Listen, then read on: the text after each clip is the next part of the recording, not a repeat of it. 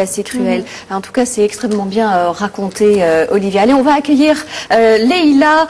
C'est le shopping culture d'Idedel avec un cabas bien rempli aujourd'hui. Ma folie, mon envie, ma lubie, mon idylle. Bonjour Leïla.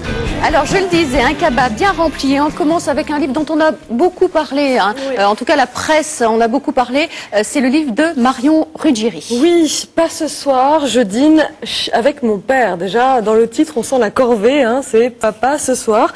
Alors bon, avoir un père qui lutte contre le vieillissement de la peau à coups de crème antioxydante, qui s'habille comme un faux jeune, qui refuse de vieillir, c'est un peu le fléau qui nous est raconté dans ce livre. Alors, je l'ai trouvé quand même très désopilant parce qu'il y a une critique de notre époque où il y a un problème de confusion des âges, où on ne sait plus trop à quelle place on doit occuper.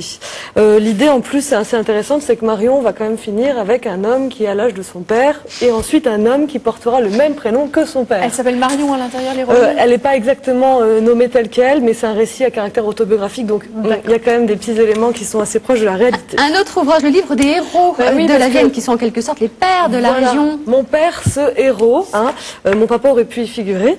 C'est donc le livre des héros de la Vienne, chez l'éditeur Le Pictavien. Alors en fait, on découvre tous les poids de vin de source de souche, ou d'adoption.